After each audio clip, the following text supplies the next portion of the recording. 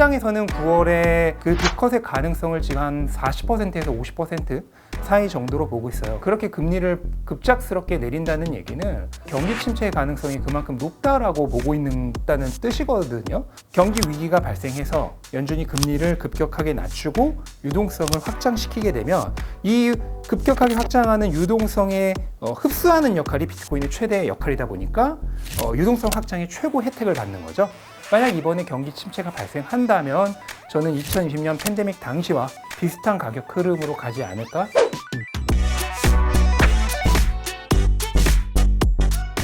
네, 안녕하세요. 저는 유튜브 채널 멘탈이 전부다를 운영하면서 돈과 투자에 대한 얘기를 하고 있고 비트코인 슈퍼사이클 책을 쓴 신민철 철형이라고 합니다. 반갑습니다.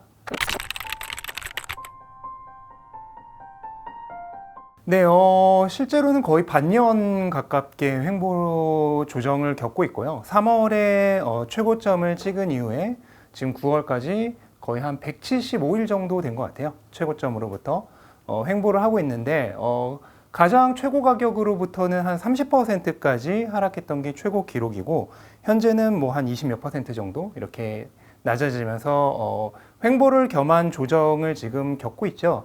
근데 이렇게 된 가장 큰 원인은 원래 비트코인 사이클의 정상적인 그 진행 속도와 비교해서 이번 사이클이 굉장히 빨랐어요. 뭐 가장 큰 이유는 1월에 현물 ETF가 승인되면서 막대한 자금이 한 번에 들어오면서 그때 좀 부스팅이 된 게 그 원인인데, 그러다 보니까 역대 반감기 사이클 중에서 최초로 반감기 이전에 전고점을 돌파한 첫 번째 사이클이 되었거든요. 근데 그 이전에는 반감기 이전에 전고점을 돌파한 적이 없어요. 그러니까 반감기 때까지는 뭐 서서히 이렇게 뜸을 들이듯이 하다가 반감기 이후에 한 6개월 정도 지나서부터 정말 폭발적으로 가격이 오르는 그런 포물선 형태를 그렸던 게 비트코인 사이클의 기본적인 패턴이었는데, 이번에는 반감기 이전에 전고점을 뚫을 정도로 좀 과열이 됐었다라고 보는 게 맞고, 이번 사이클은 기존 사이클들보다 한 최대 1년 가까이 빠르게 압축해서 사이클을 달리는 그런 단축 사이클이 될 것이다 라는 그런 전망들도 많이 일어났었어요. 그리고 뭐 그거는 어느 정도 타당성이 있는 그런 추측이었죠. 하지만 결과적으로 지금 6개월간 횡보를 하면서 지금 현재 비트코인 가격이 위치하고 있는 게 어떻게 되냐면, 기존 지난 사이클, 그 다음에 지지난 사이클과 비교했을 때 바닥에서부터 현재까지의 가격이 정확히 그 두 가지 사이클의 평균을 달리고 있습니다. 그러니까 결국은 반감기 이전에 전고점을 돌파할 정도로 페이스가 좋았던 것에서 6개월간 횡보를 거치면서 완전히 평균으로 되돌아왔다라고 이렇게 보시면 될 것 같습니다.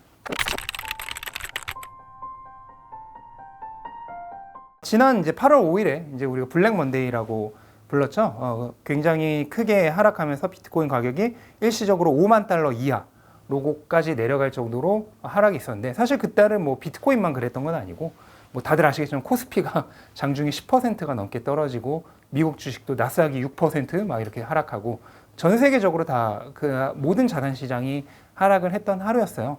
그 원인을 크게 나눠보면 뭐 여러 가지가 있겠지만 가장 큰 이유는 세 가지였습니다. 첫 번째는 실업률이 급등하면서 경기 침체의 위협이 굉장히 크게 리스크가 부각된 점. 그 다음에 두 번째는 중동에서 이란과 이스라엘이 전면전이 일어날 것이라고 예측이 되었던 점. 그 다음에 세 번째로는 일본 은행이 금리 인상을 하면서 또 미국의 금리 인하가 예정되어 있었죠. 이런 상황에서 엔과 달러의 환율 차이가 발생하면서 기존의 엔을 굉장히 싸게 빌렸던, 제로금리로 빌렸던 그런 투자자들이 엔을 상환하기 시작했죠. 이걸 엔캐리 트레이드 청산이라고 얘기를 하는데, 이런 여러 가지 원인이 복합적으로 작용하면서 각각 하나씩만 놓고 보면은 그 정도의 하락을 불러일으킬 그런 요소들은 아니었는데, 그 세 가지가 동시에 복합적으로 작용하면서 하락을 불러일으켰다, 이렇게 보면 될 것 같습니다.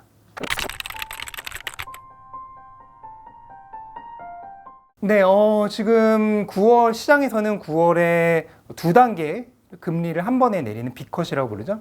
그 빅컷의 가능성을 지금 한 40%에서 50% 사이 정도로 보고 있어요. 그러니까 거의 1단계 금리 인하 가능성과 2단계 금리 인하 가능성을 반반씩 보고 있는 건데, 물론 금리가 한 번에 많이 내리면은 당연히 금리 인하 속도 측면에서는 유리한 게 있겠지만, 동시에 연준이 그렇게 금리를 급작스럽게 내린다는 얘기는 반대로 보면은 경기 침체의 가능성이 그만큼 높다라고 보고 있다는 뜻이거든요.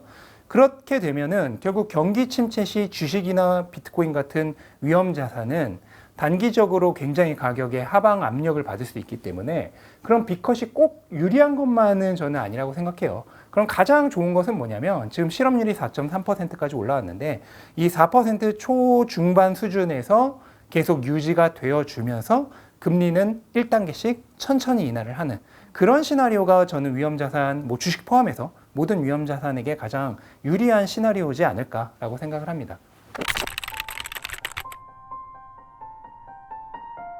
비트코인은 경기 침체를 제대로 맞았던 적이 여지껏 한 번도 없었어요. 사실은 왜냐하면 리먼 브라더스 사태 이후에 탄생한 자산이기 때문에 그 이후에 있었던 경기 침체는 딱 한 번 팬데믹 때뿐이죠. 근데 팬데믹은 사실 비경제적 이유 원인으로 인한 경기 침체고 굉장히 짧았잖아요, 기간이. 그래서 제대로 된 경기 침체는 여지껏 맞은 적이 없기 때문에 정확한 예측은 어려운 면이 있습니다. 그럼에도 불구하고 예측을 해보자면 역시나 딱 한 번 있었던 경기 침체였던 2020년의 팬데믹 사태를 가장 근거로서 들 수밖에 없는데요. 그 당시 이제 어떤 일이 일어났었냐면은 팬데믹이 딱 발생했을 때 비트코인은 증시보다도 더 하락폭이 심했습니다. 그럴 수밖에 없는 게 비트코인은 일단은 시가총액 자체가 그 당시에 1조 달러도 안 될 정도로 굉장히 작은 그런 자산이었고 또 증시와는 다르게 1년 365일 주말까지도 계속 24시간 365일 시장이 운용이 되죠. 그리고 증시는 증권 같은 경우에는 매도 후에 이틀에서 3일 정도 지나서 환금이 되지만 비트코인은 그냥 팔면은 1분 내에 자기 통장으로 현금을 보낼 수 있을 정도로 황금성이 뛰어나거든요. 그런 높은 황금성, 그 다음에 유동성이 굉장히 좋다는 그런 측면 때문에 뭔가 사태가 발생했다, 사건이 발생했다. 그러면 일단 가장 먼저 팔고 보는 게 비트코인입니다. 그러다 보니까 팬데믹이 발생했을 때 일시적으로는 증시보다도 가격 하락폭이 더 심했습니다. 하지만 그 이후에 가격 회복은 증시보다 훨씬 좋았는데요.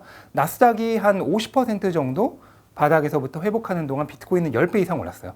그리고 그 사이클 전체로 보면은 팬데믹 발생 당시 바닥에서 17배, 18배 가까이까지 가격이 오를 정도로 굉장히 상승폭이 컸습니다. 그거는 왜 그러냐면은 비트코인은 기본적인 자산의 그 목적 자체가 통화에 대한 해지예요. 금과 비슷한데 통화에 대한 해지란 건 뭐냐면은 화폐가 시간이 갈수록 구매력이 떨어지죠. 이거를 보존하기 위한 수단으로서 금과 마찬가지로 상품 자산으로서 비트코인이 가치를 가지는 겁니다. 그러다 보니까 결국은 구매력 저장 수단이 자산의 제1 목적이고 그렇게 되면은 결국은 유동성 흡수가 이 비트코인의 최대의 역할이에요. 그 얘기는 경기 위기가 발생해서 연준이 금리를 급격하게 낮추고 유동성을 확장시키게 되면 이 급격하게 확장하는 유동성에 흡수하는 역할이 비트코인의 최대의 역할이다 보니까 유동성 확장의 최고 혜택을 받는 거죠.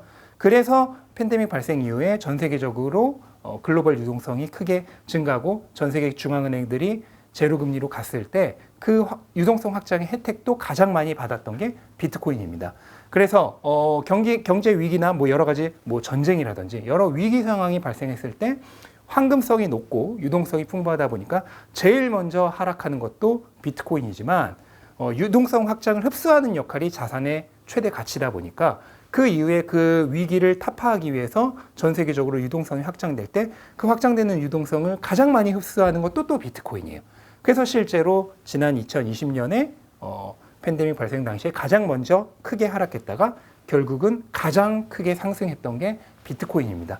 그래서 이번에도 만약에 지금 경기 침체에 대한 리스크가 상당히 거론이 되고 있는 상황인데 만약 이번에 경기 침체가 발생한다면 저는 2020년 팬데믹 당시와 비슷한 가격 흐름으로 가지 않을까라고 추측을 하고 있습니다.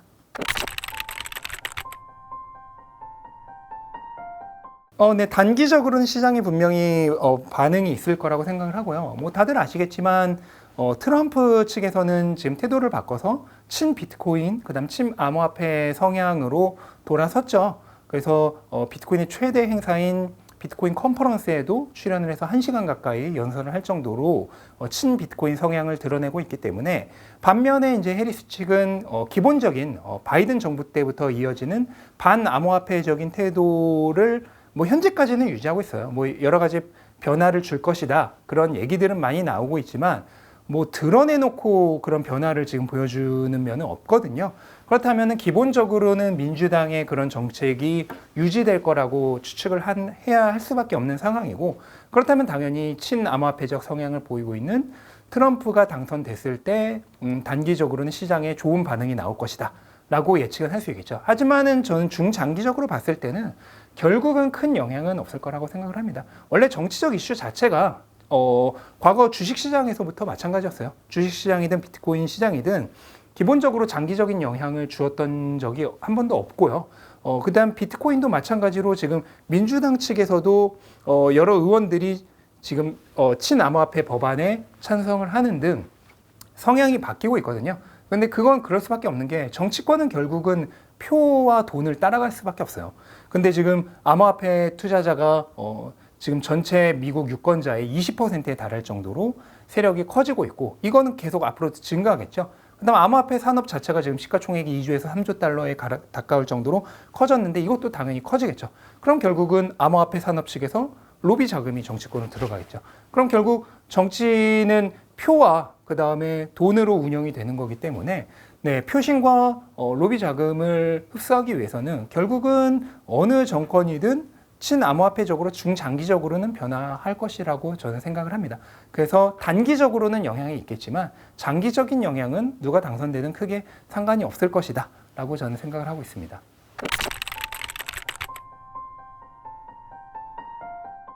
저는 당연한 수순이라고 보고요. 지금 국민연금 같은 경우에는 비트코인을 직접적으로 소유할 수가 없죠, 규제상. 그러다 보니까 결국은 우회해서 코인베이스와 마이크로스트래티지 같은 비트코인 간접 투자 수단에 투자를 한 건데요. 마이크로스트래티지 같은 경우에는 지금 시가총액의 거의 95% 이상이 비트코인 가치를 근거로 형성이 되어 있는 기업입니다. 그렇기 때문에 마이크로스트래티지에 투자를 했다는 것은 뭐 사실상 95% 이상 비트코인에 투자한 것과 동일하기 때문에, 결국 국민연금이 비트코인에 투자를 했는데 규제상 비트코인을 직접적으로 소유를 할 수 없기 때문에 마이크로스트래티지를 탔다라고 보시면 돼요. 그 다음에 이런 현상이 꼭 국내뿐만 아니라 지금 전 세계적으로 일어나고 있습니다. 전 세계적으로 많은 기업과 그 다음에 기금과 연금 등이 비트코인 현물 ETF나 마이크로스트래티지, 그 다음 코인베이스 같은 비트코인 간접 투자 수단을 통해서 투자를 하고 있어요. 그럼 그런 곳들은 왜 직접적으로 비트코인 투자를 하지 않느냐? 마찬가지입니다. 지금 전 세계적으로 여러 국가나 그 다음에 규제상으로 비트코인을 아직은 그런 기금이나 연금이나 기관들이 직접적으로 소유할 수 없는 그런 국가들이 많이 있습니다. 그러다 보니까 한국국민연금과 마찬가지로 그런 간접 투자 수단을 통해서 지금 투자를 하고 있고요. 그 다음에 이번에 국민연금도 투자를 했지만 노르웨이랑 스위스에서는 중앙은행이 마이크로스트래티지에 투자를 했고, 그 금액도 국민연금이 투자한 거에 2배에서 4배에 달합니다. 근데 여기서 한 가지 생각해 봐야 될 것은, 중앙은행도 마찬가지로 지금 그 국가들도 비트코인을 직접적으로 소유할 수 없어요, 규제상. 그러다 보니까 우회해서 마이크로스트래티지에 투자를 한 건데, 결국은 노르웨이와 스위스 같은 국가는 그냥 중앙은행이 비트코인을 소유한 것과 마찬가지입니다. 그 얘기는 결국 이번에 뭐 트럼프가 비트코인을 그 친 비트코인 성향을 드러낼 때도 얘기가 나왔던 건데, 중앙은행이 비트코인을 소유했다고 하는 것은 결국 그 국가가 비트코인을 준비자산으로 채택했다고 하는 것과 마찬가지예요. 근데 그런 현상이 지금 전 세계적으로 조금씩 일어나고 있고, 바로 그런 의미에서 이번 1월에 비트코인 현물 ETF가 승인이 된 게 굉장히 중요한 의미를 가지는 거죠. 왜냐면은 마이크로스트래티지나 코인베이스 같은 기업들은 아무리 비트코인 간접 투자 수단이라고 하지만 어쨌든 그 기업들이 비트코인은 아니거든요. 그런데 현물 ETF는 블랙록과 같은 그런 자산운용사를 통해서 간접적이지만 어쨌든 비트코인을 직접적으로 소유하는 것과 마찬가지의 역할을 하잖아요. 그런 역할을 해줄 수 있는 현물 ETF가 승인이 됨으로써 전 세계적으로 수많은 기관과 기업과 기금과 연금과 펀드들이 비트코인을 직접적으로 소유할 수 있는 효과를 낼 수 있게 만들어준 거기 때문에 전통금융, 주류금융과 지금 외떨어진 섬과 같았던 비트코인을 연결해주는 그런 브릿지를 건설한 것이라고 볼 수가 있는 거죠.